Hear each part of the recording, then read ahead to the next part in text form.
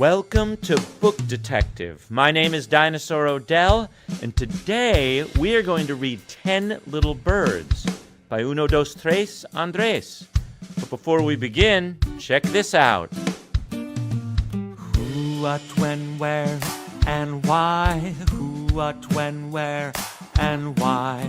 Who, what, when, where, and why? The 5 W's. You see how I'm making a W shape with my fingers? We're gonna all try that. All right, get ready. Here we go. Who, what, when, where, and why? Who, what, when, where, and why? Who, what, when, where, and why? The 5 W's.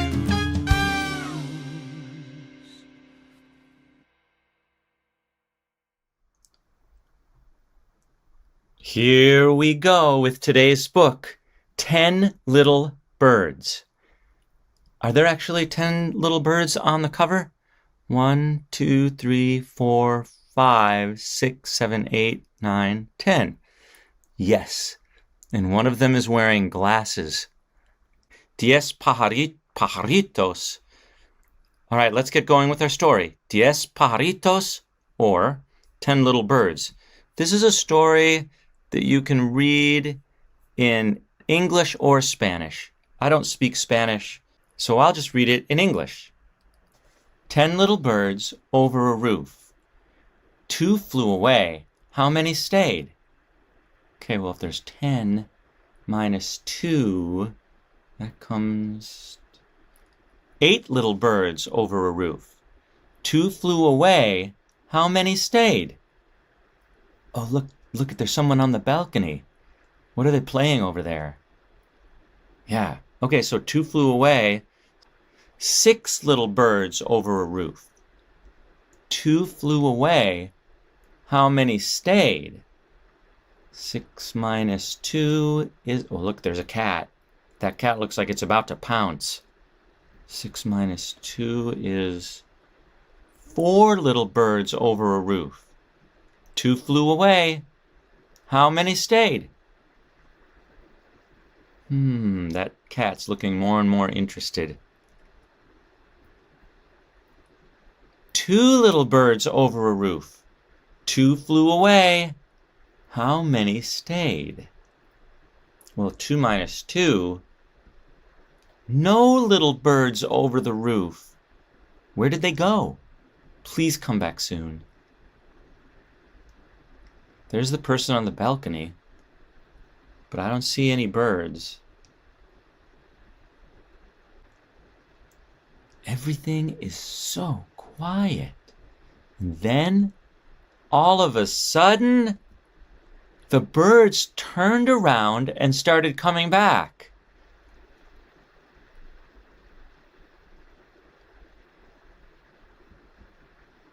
Uno, dos, tres, 4, 5, 6, 7, 8, 9, 10. Or 1, 2, 3, 4. You guys count with me. 1, 2, 3, 4, 5, 6, 7, 8, 9, 10. Can you count backwards? Let's try it. 10, 9, 8, 7, 6, 5, 4, 3, 2, 1. Okay, well, let's try it in Spanish. 1, 2, 3, 4, 5, 6, 7, 8, 9, 10. 10 little birds over the roof, dancing around like me and you. And look it, they are going for it. Looks like they're singing also, some of them. The end. 10 Little Birds by Uno, Dos, Tres, Andres. All right, it's time for our 5 W's for 10 Little Birds, also known as Diez Pajaritos. All right, so we'll start with who is in it. Obviously, there are how many birds? That's right. There are 10 birds. And let's see. There's also someone playing a guitar. Yeah. Can you tell me anything more about that person? Yeah, they were up on a balcony. Great. So, and then, there was one more character in the book. Yes, it's a cat. A cat was on the roof, looking hungrily at those birds. Excellent. So, where were they? Yeah, they were over the roof. They were flying around over the roof, and did it look like they were in the city or in the country? Yeah. Yeah, I thought that it looked like the city to me as well. And then where was the guitarist standing? Yeah, on the balcony. Great. So that's where the setting was in the book. That's where it took place. Where? Lastly, what happened? Yeah, the birds, they kept flying away, 2 at a time. We went from 10 to 8 to 6 to 4 to 2 to none, and then they came back. All the birds came back. That's what happened. And then everybody danced. And it looked like the birds were dancing while they were flying, which is a pretty cool trick. Flying and dancing.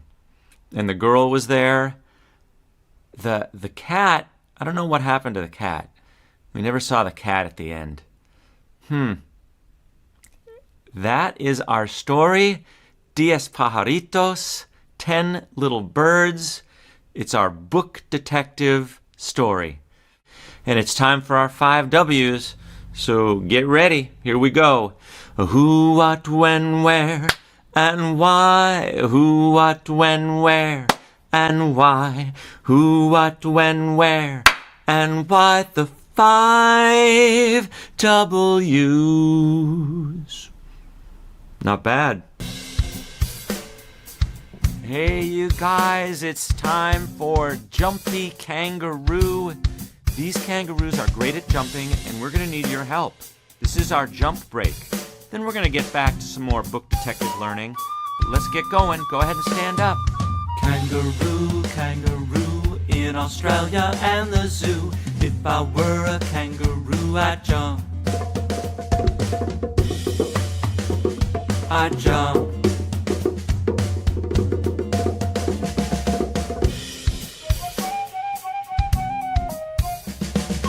Kangaroo, kangaroo, in Australia and the zoo. If I were a kangaroo, I'd jump. I'd jump. Funky, jumpy kangaroo, what you gonna do? What you gonna do? Funky, jumpy kangaroo, what you gonna do? Jump. Jump. Jump. Jump, jump, jump, jump, jump. Kangaroo, kangaroo, in Australia and the zoo. If I were a kangaroo, I'd spin. I'd spin. I'd spin.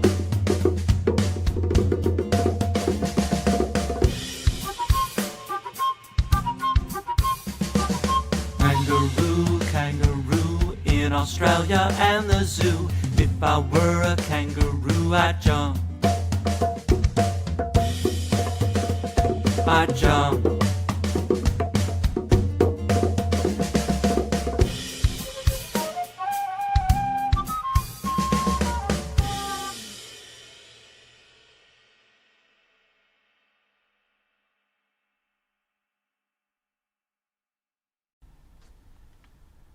Hey, you guys, this next story is told by my grandfather, Grandpa O'Dell, and it's a really fun story, but I have some questions for you. First of all, tell me whether you think it's a true story or not. Some people say Grandpa likes to stretch the truth, and they say that he tells a lot of tall tales. Both of those things mean that there's things in it that aren't true. So you tell me what you think. Also, think about our who, what, when, where, and why. Who is character. Where they are, well, you should be able to figure that out right at the beginning. And then, of course, you're going to have to figure out what happened. Here we go. It's Grandpa O'Dell and the tsunami.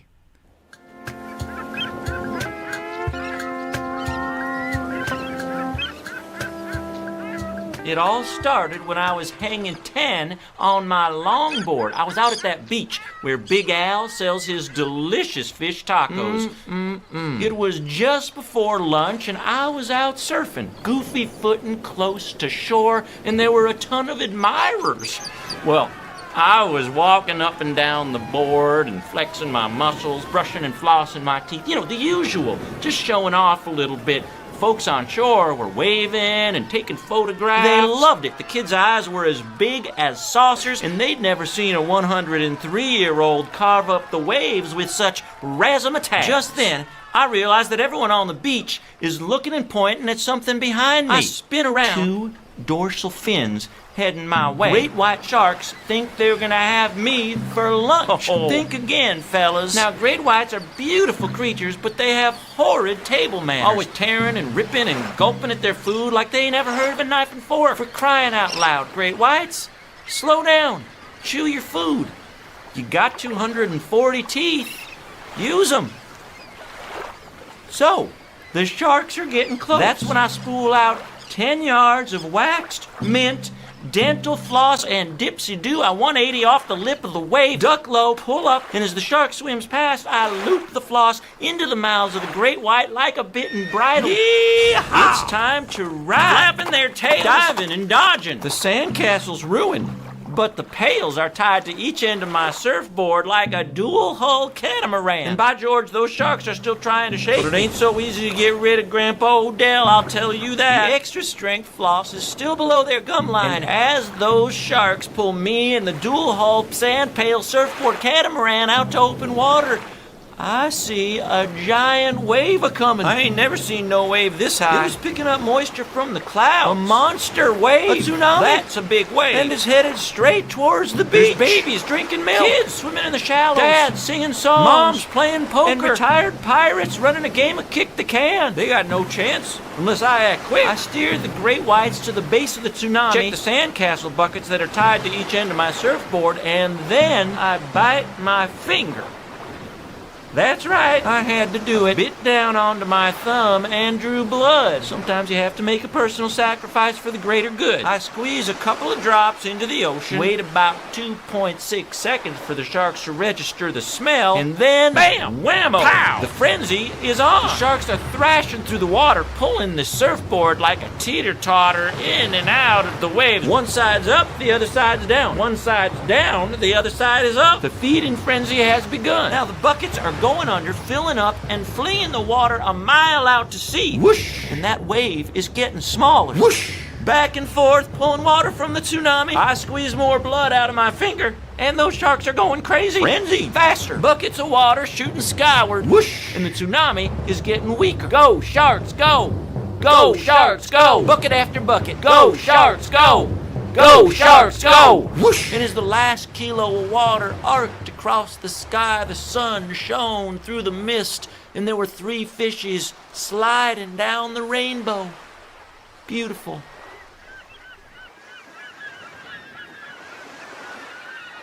And that wave was so gentle when it made sure that the dad sang Kumbaya and a baby burped. I surfed in, reapplied sunscreen, and then purchased 200 fish tacos from Big Al and threw them to those sharks. I give them all the credit for saving the day. Sharks have beautiful smiles, and nothing makes them happier than eating. Chew your food, boys. Anywho, that's a good day at the Great Barrier Reef. I surfed an Australian tsunami, made some good friends, and taught sharks good dental hygiene. Kumbaya.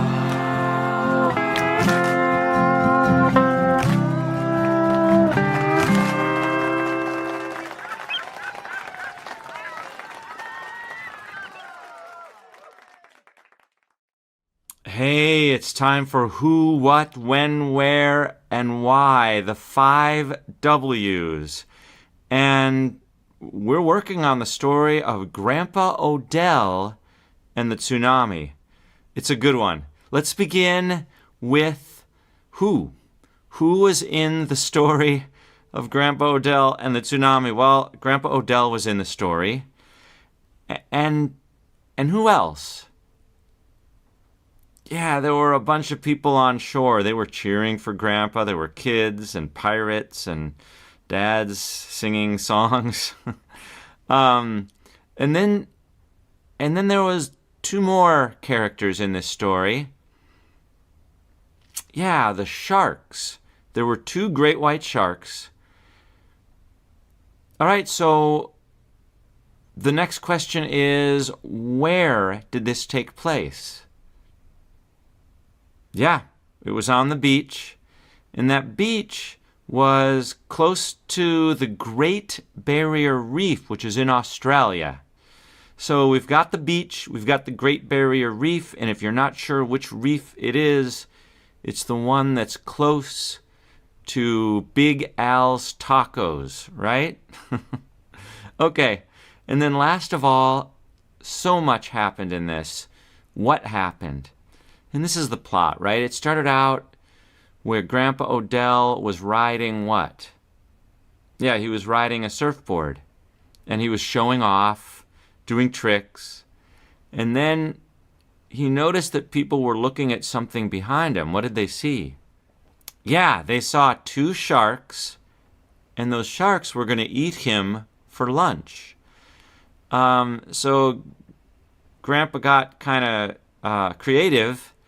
And at the same time, he noticed that there was a giant wave coming. There was the tsunami. So then, yeah, Grandpa had to solve the problem of saving the people on the beach because a big wave can flood the beach. And it worked. Grandpa O'Dell figured it out. All right, let's try our song, the 5 W's. Get your fingers ready. Who, what, when, where, and why? Who, what, when, where, and why? Who, what, when, where, and why? The 5 W's. All right, one more thing. Grandpa O'Dell actually wrote a song called If You're a Shark, You'd Better Use Floss. Check it out.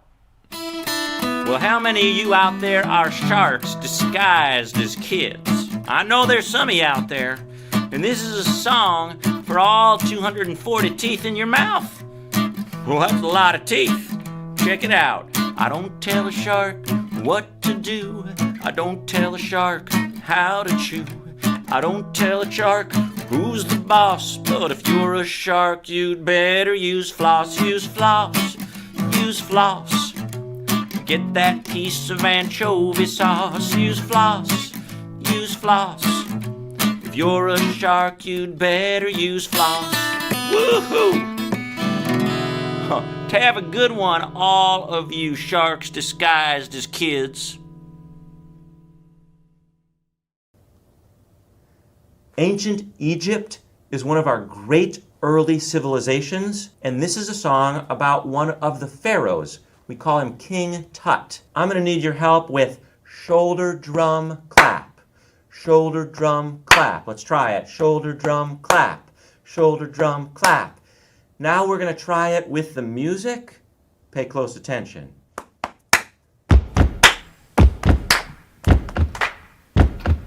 Africa, Africa. Africa, Africa. Near the Nile River, surrounded by the desert, is King Tut's tomb. And inside King Tut's tomb there was lots and lots of gold. A mask made of gold, statues made of gold, a coffin made of gold. There were lots and lots of clothes. 130 pair of King Tut's royal underwear. and ancient African flip-flops, and lots of socks. Tut wore socks with flip-flops. That's a style faux pas. You're not supposed to do that. Socks and flip-flops, but they did. In Africa, near the Nile River, surrounded by the desert. In Africa, in Africa.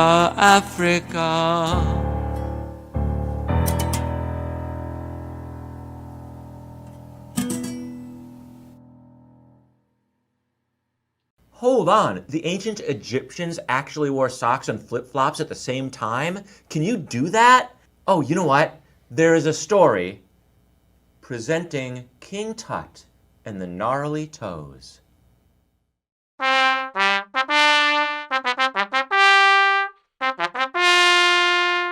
King Tut had many servants, including cooks and cleaners, seamstresses and waiters, but his favorite servant was his personal assistant, Akil. Oh, hang loose, dude!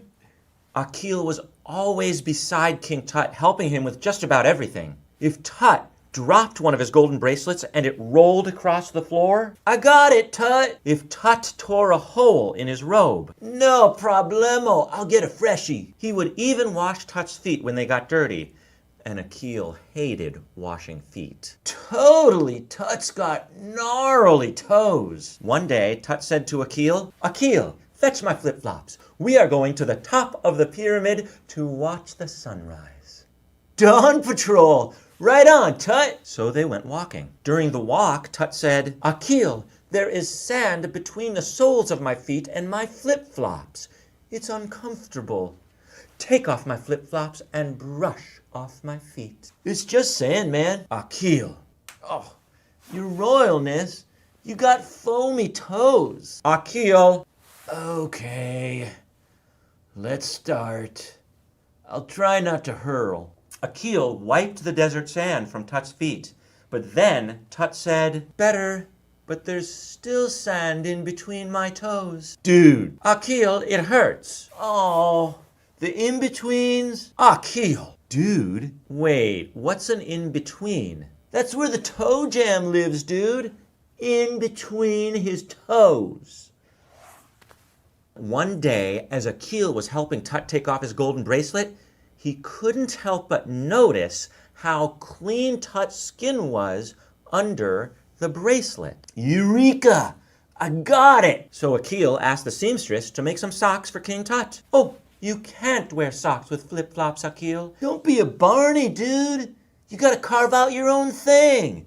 You're the king. Oh, all right. I suppose I can try it for you, Akil. And Akil was stoked. Epic, KT. Those socks are styling. I kind of like it. You do you, Tut. But I hope the Egyptian style gods are not displeased. Dude. If you want to shred, sometimes you'll wipe out, but you gotta go for it. And that's how King Tut started wearing socks with flip-flops. Remember, little dudes, in defeat, you will find gnarly toes.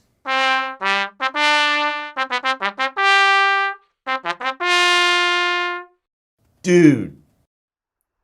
All right, it's time for who, what, when, where, and why. 5 W's, and our story is King Tut and the Gnarly Toes. I love that title. So we're going to actually do 4 W's this time, and we're going to start with who. Who was in it? What are the characters in this story? Yeah, King Tut was probably the main character, and the other main character was, I guess there's only 2 characters in it, King Tut and Akil. And yes, I was in it narrating, so Dino was narrating, but the characters were King Tut and Akil. And where were they? Yes, they were in Egypt. Egypt is right on the edge of the Sahara Desert, which is where all that sand came from that got in between King Tut's toes. All right, well, when did this take place? Yeah, this was in ancient Egypt.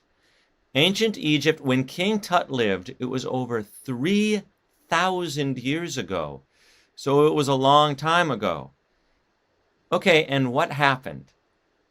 What was our plot? Yeah, they decided to take a walk, and King Tut got sand between his toes, right? And of course, that put Akil into a difficult position because he hates those foamy feet of King Tut. He's like, you got gnarly toes, so he had to brush them off, and that's how he came up with the invention, right? He said, you know what, we have to come up with some socks that will fit in flip-flops. And they really did have flip-flop socks in ancient Egypt. And they know this because when they discovered King Tut's tomb, they found flip-flops and they found flip-flop socks. All right, you guys, it's time for our song. Here we go. Who, what, when, where, and why? Who, what, when, where, and why? Who, what, when, where, and why the 5 W's?